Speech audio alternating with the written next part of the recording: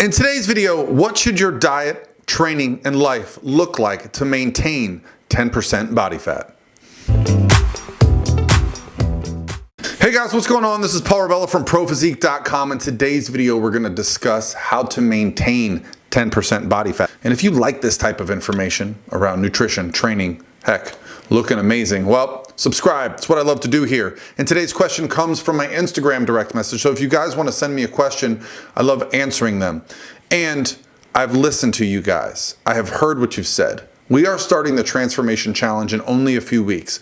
Details are coming out. I spent a lot of time with my digital guy, so just be aware we're going to do a 90-day transformation challenge. It's going to start within the next month. Details will be coming out soon on that. Hard at work making sure we can make that happen very soon. So I appreciate you guys giving me all the feedback. It was heard and we got to work. So here's the question, and then we're going to answer it. I was able to diet down and get shredded. My question is how to keep the result and be about 10 to 12% body fat year-round without suffering too much or reasonably comfortable way. Thank you for your answer. The step to getting to 10% body fat, that is actually a crucial part of this. How you get to 10% body fat is going to say a lot about how you're able to maintain it without suffering.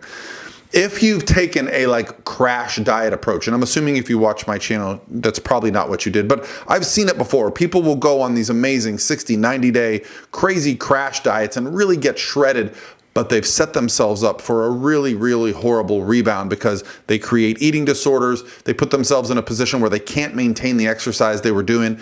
And to be honest, they didn't really enjoy the process. They were just very mentally strong to get there, but they couldn't be happier to be done with the process, put body fat back on. But how you maintain it essentially comes down to paying attention to your habits and your rituals that you built in getting to 10% body fat. To get to 10% body fat, you have to do a lot of things like time management, planning ahead. You have to be successful at dieting. And the most successful trait for dieters is that they plan their meals ahead. They usually are able to cook in bulk or plan their meals ahead and have them set aside. So to maintain a look of 10 to 12% body fat with the least amount of effort, what you need to do is continue those habits. Cook your foods, have your meals prepared, because the most difficult part of maintaining 10% body fat is when you get hungry and you get stressed, is that you don't reach for food that's not going to really help you maintain those goals. When you get stressed, you're going to look for some high calorie foods. You're going to look for some foods that taste very, very good. This is our body's way of adapting through this process to put body fat back on. The second habit that I think you need to address is your energy balance through cardio and training. A lot of times people will put in an extreme amount of effort to get to a look, but when they reach their goal, either it being a bodybuilding show, a photo shoot, a music conference, or something that they feel like they want to look really good for, they change their habits and they stop getting up early to do cardio. They stop planning ahead to fit their training in. They start missing a few sessions. Then things start to slide backwards. They lose momentum. So the second tip is, just like the diet, you've built some really good habits.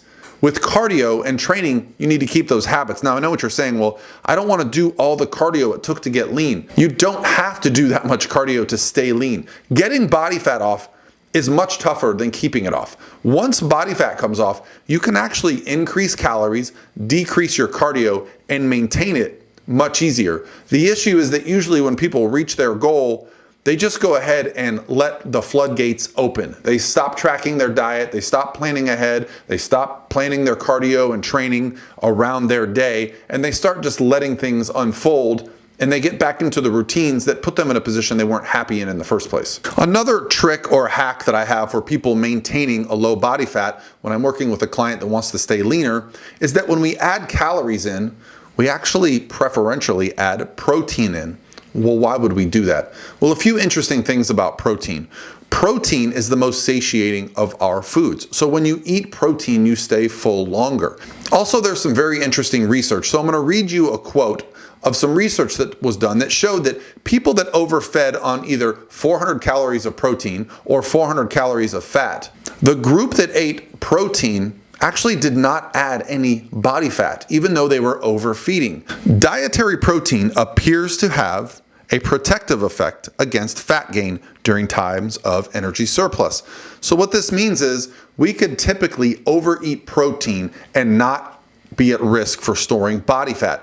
Now, however, most protein sources also have either carbs or fats. So it's important that if you're doing this, you're understanding that it's not just about the protein, it's about only overfeeding on protein. So if you can find very lean sources of protein, things like whey, things like, something like beef jerky is a great snack when you're lean and you know you're going to be hungry. You can just reach for it and have it, and you can abate that hunger without the risk of putting on body fat. I'll link the study below that addresses the issue with protein. My final piece of advice is to include at least once a week a scheduled day of either a free meal, a cheat meal, or a refeed day or two. What you really want to do here is give yourself something to look forward to.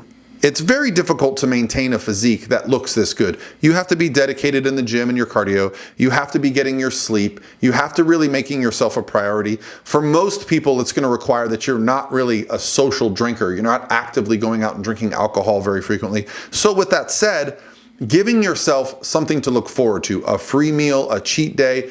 Something I really liked doing the last time I dieted down was I gave myself a once a week meal of a hamburger and French fries. That way, I was working hard all week. Now, I still scheduled that hamburger and French fries, all those calories, into my daily intake for that day, but it just gave me this extra excitement that I had something to look forward to. So if you're gonna maintain this as a lifestyle year-round, it's going to require a lot of forward thinking, a lot of planning ahead so that you avoid awkward social situations. You can plan to have some fun and understand that creating a way for you to keep your energy balance in check by doing fun activities. It's not just about getting in the gym and getting on a cardio machine. If you can go outside for a walk, find something you enjoy, whether it's Brazilian Jiu-Jitsu, whether it's shooting baskets, those types of things require a lot of energy. And the energy balance is what is going to keep you at a nice 10% body fat. It's also important that you're taking in enough protein and you keep resistance training to ensure that you're continuing to keep and build muscle throughout this time. I hope this helped you, and if you have any questions, leave them in the comments below, and I hope many of you are able to do the 90-day transformation, which will be starting very soon. Thank you guys.